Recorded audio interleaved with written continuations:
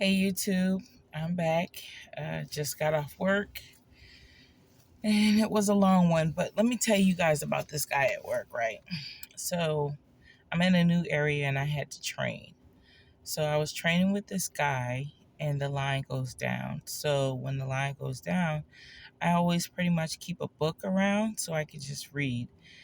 Um, I'm not the type to go from station to station, person to person, exchanging laughs and all that because I don't think it gets you nowhere. Plus, I just try to live above the 90%, right? So I'm reading my book, and the guy who's training me walks up and asks, he's like, "What are you reading?" So I tell him, and he's like, "So you think books help change your life?" And guys, like, I'm perplexed. I'm like, yeah, I do. I absolutely do. He was like, "Well, I just believe in life experience, and a book can't tell you anything." So, first of all, that's so far from what I believe.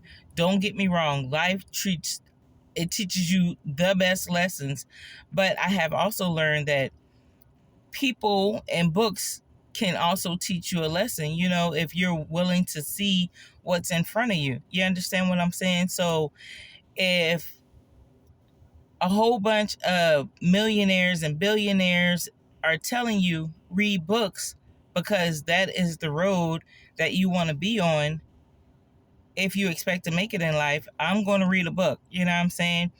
If there's a book on what I'm going through in life that will save me some steps, then I'm going to read the book. This is just my philosophy on life. And second of all, you can't be no 300 plus pound man, who ain't taking good care of yourself, gonna tell me he was saying I'm stupid for reading books. Bruh, I'm gonna need you to go ahead and fall all the way back. Cause even if these books ain't gonna help me, clearly you're not gonna help me because you don't have no pride and no care in your own self. You understand what I'm saying? He was a good trainer, but he also was like, "Oh, I just work here. Oh, I just tell them. I just do what they tell me to do." So in my mind, you're telling me you have no future plans. You're fine where you're at, and I should be fine. But in my world, I'm not fine. And I'm always trying to go to that next level. And if this book can put me on a better path or help me avoid some mistakes, because I've made ridiculous amounts of mistakes in my life. So, yeah, if I can avoid mistakes by looking at you or looking at the person next to me and see, hey, that's not where I want to go, then I'm about to read these books. So, not only that, somehow we get on the fact of winning the lottery. He's like, "What do you do? What do you do if you win the lottery?" And I was like, "Well, I'm going to donate some money to St. Jude's. I'm going to invest. I'm going to just live in a mediocre house because I don't need no big old house on the hill. I'm going to invest that money. Like, probably 80% of that money is investment, real estate, stock market, my children's future, trust funds, all that. And I'm going to keep my job." He was like, "Well, why would you do that? Like 90% of Americans would quit their job immediately." Again, I'm not trying to live as part of the 90%. My journey is much bigger than that. I'm not going to be out here flashing money around. Like, that ain't where my life is at. I feel like I did enough flashing and foolishness most of my life. Y'all just don't know. Your girl, I lived a life and it was reckless. So no, I'm not going to quit my job. I'm not going to flash or flaunt.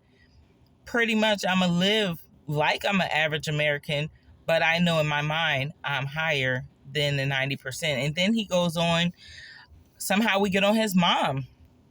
My mom was horrible. This day and age, she would probably be in jail. And I was like, shit, my life probably ain't that far from yours, but why live your life stuck in the past? Why live your life? And then he goes on, she never even said sorry. Even when she was dying, I asked her if she regretted anything. And she laughed and told me no. And I was like, a lot of people can't say, I'm sorry. And that's hurtful. That can be very, very hurtful. But some people just can't say, I'm sorry. You understand what I'm saying? And you have to be able to decipher, a person's truth when they're telling it to you. Because her laughing, and maybe it was and wasn't a laugh, but I feel like somewhere in there she was saying, I'm sorry, I can't change it.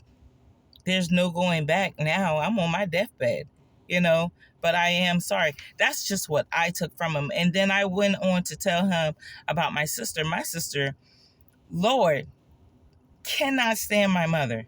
And she continuously, anytime I talk to her, she's going to talk about my mother. Bruh, I came to peace with my mother so many years ago. You understand? Because first of all, there's no manual in life to becoming a parent. And if you never knew what love was in the first place, how can you give it? If you're not whole, how can you, I can't expect you to raise me whole when you have no clue. And not only do you have no clue, you don't have a want to grow. You understand what I'm saying? So I was telling him this, and I was like, looking at my sister, she's a grown adult woman, but clearly she stopped growing a long time ago. You understand? And not only did she stop growing, she suppressed everything. And when you suppress that pain and that anger, it finds a way out. It finds a way out. And really, you have to go back. You really have to take those painful steps to go back and really realize life. Man, I just heard one of the pastors at Royal Missionary Baptist. Y'all, I'm trying to tell you, good old church service. You hear me? Matter of fact, if you need a white shirt, one of those little white sheets to be put over you because you done fell out slaying in the spirit, they got you. You understand what I'm saying? And that's just how I roll. I love a good fallout church. I love a good cry. I love a good dance, a good run around the church. That's just who I am. But anyway, it was so powerful what she was saying because she also lived with her grandparents. And she was like, man, you got to understand and still give God praise, because if it wasn't for her mother being in the place she was at, she wouldn't have been raised by her grandmother. And she's going to be thankful for her grandmother and grow, she also has to be thankful for her mother and the way that God arranged the situation. You understand? Like, there is just purpose in everything to be done. So anyway, long story short, I went home heated at this man, you know what I'm saying, for having the audacity to want me to be as ignorant as he was. You understand? I understand that you hurt, but bro, don't bring your hurt to me. But last night I ended up working with him again. And when I tell y'all, I felt bad. I felt bad because I went up there and I was in the mood to say nothing, and he gave me a little pat. I was like, what is this? And he was like, infatuation. So we ain't even going to talk about the infatuation part because that's neither here nor there. But in the midst of talking to him, I was very, very ignorant and very careless with the way I held myself, because I was like, how is it in Loserville? Because I'm still hurt from the way you dissed me the other night, And so we're talking. He was like, yeah, I kind of see that loser in me. My wife doesn't see it, but I see it. And I wish I could do something about it. I was like, you can change any day. Any day you can change. And if you don't like it, you can go back to Loserville if you like. But any day you can change. Any day you can elevate. There's always growth in the world, So we're exchanging little banters and conversation. And I'm the same way he snuck those little blows in, because the whole night he's telling me, basically, you're stupid for reading books.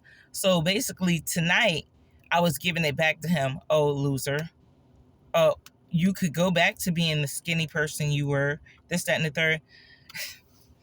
And then at one point he looks at me and he's like, I wish somebody would just accept me for who I am. Oh man, when I tell you that hit, And I had just read a scripture, and I can't quote the scripture, but I had just read it before I went to work. And it's a scripture I had never read before, but pretty much it was telling me, you know, situations will humble you. And that situation humbled me because, first of all, through anger, through pain recognizes pain, and pain hurts people. Hate and hurts other people. You know what I'm saying? So he wasn't upset at me for reading that book. He might have been upset with himself for not reading a book. You understand what I'm saying? He was probably upset at himself for letting himself go, you know? And in the midst of all that, still looking for love. You understand what I'm saying? Or looking for the magic that used to be in his life. And I pride myself on reading in between the lines, but I didn't see that. And here I was going tit for tat with another person, knowing in my mind that people have issues and their issues come out in different ways. And guys, I am sorry. I am sorry. And I told him, I was like, you really upset me the other night. And he was like, welcome to the club. My wife, I heard her all the time. And I'm in the doghouse all the time. And I was like, it's too much hurt out here. And it's too much hurt going unsaid. And it's too much tit for tat for no reason, just because we don't want to take the time and realize who we are talking to, And we can go all day saying, I'm not my brother's keeper, this, that, and the third. But at the end of the day, people really just need people and someone who cares. And I felt so bad that I dropped the ball, And not only that, I have been to the center of so many rumors and gossips and bad talk. Because even after he made me feel the way he felt, I just went to my boss. I was like, just let me sweep the rest of the quarter, because I don't want to be around him. He is a little too negative for me. But God placed me there for a reason. God placed me there for a reason. And after I knew who I was dealing with, because people had told me before about this gentleman, and then it clicked and it was like, oh, okay, that's who it is. And everybody was like, yeah, that's who it is. And I was like, all right, bet that's why I ain't even fucking with him. No way. Here I am following the crowd. You supposed to be above the 90%, but here you are following the crowd, condemning this man that you don't even know. And not only that, you're taking your pride in being a better person, but you're not right now. Guys, I was hurt and sad at myself. And I feel like we should really, really do better at listening to people when they come to us. I'm sorry about this sun, but that's my message for today. We need to be more careful about how we handle ourselves and how we handle those around us, because there is a lot of hurt. And we got to become bigger people. We have to become bigger people to see past the hurt and see how we can help. And help can be a lot sometimes, and that's another thing I think I struggle with, help, because I have been that person, I feel like majority of my life, who have helped others and received help, don't get me wrong, but have helped others just for them to kind of like take off. But I know that that's my purpose in life anyway. That's just my purpose in life. That's where God put me at. I can't give him praise without and then turn my back and say, oh, this and that happened to me. It happened for a reason. It's part of the praise. Those people were a part of my journey. You understand what I'm saying? And now that I'm in this place and in this season, I know that I don't have to be that person anymore. Instead of being their stepping stone, just learn to walk beside them. You understand what I'm saying? Just learn to be there. You don't have to physically help anybody, but sometimes you just need to walk beside them. And I mean, I see it so clearly now, because it's so, if you knew me at work, I go, when I'm working with you, I'll speak to you. Like, I'm not gonna go out my way, and that might be a bad thing too. But I'm not really gonna go out my way to come to you and